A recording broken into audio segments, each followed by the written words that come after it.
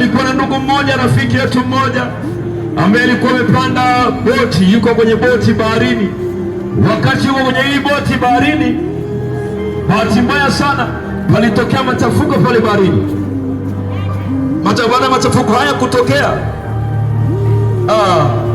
akajikuta ile boti imevunjika na hana namna, ana msaada, na bahati mbaya pia hakuwa anajua kuogelea.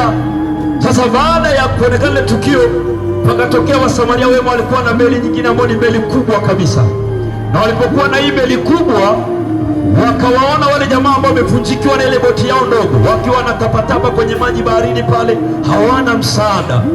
Wale jamaa kwenye meli kubwa wakaamua, hatutawaacha ndugu zetu wakapotea, wakaangamia, wakafa, wacha tutafute namna ya kuwasaidia.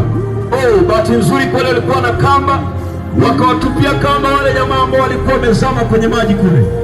Walipowatupia kamba wale jamaa, wakatupia kamba ili kwamba waichukue ile kamba, waokolewe, waje kwenye hii meli kubwa, wawe salama.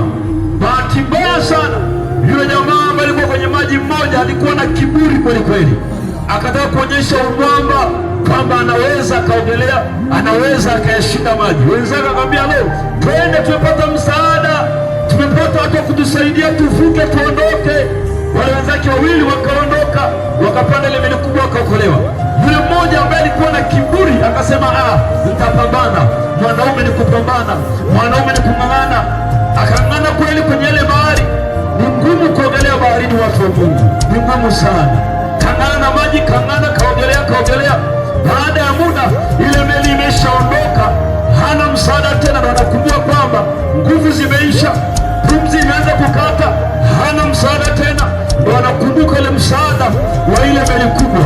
Bahati mbaya sana, pumzi ikamwishia na akaondoka, akafa kifo cha ajabu kabisa, mtu ambaye alikuwa na msaada. Historia inatufundisha nini? Wanadamu, sisi ni wanadamu ambao tuko duniani hapa. Hii ni kama bahari ambayo tupo ndani yake, na Yesu alipokuja, alikuja kama hii meli kubwa ambayo alikuja ameturushia kamba ili tuokoe, tusiangamie. Bahati mbaya sana, wako wale ambao watakuwa ni wenye kiburi kama ile jamaa mmoja, watajitutumua, watasema hatuhitaji msaada wako Yesu, hatukuhitaji wewe Yesu, endelea na mambo yako Yesu, hatukuhitaji Yesu, tunajiweza, tunajitetea wenyewe, tutakaa vizuri. Bahati mbaya sana, itakapofika wakati ambao hakuna namna tena ya kugeuka na kutubu, ndio wakati ambao tutaukumbuka msaada wa Yesu, tutaukumbuka msalaba. Biblia inasema itafika wakati ambao hata watu watatafuta kufa na hawataweza kufa. Watu wataomba, angalau ninywe sumu nife, utakunywa sumu na itakuua. Watu wataomba, angalau nijinyonge.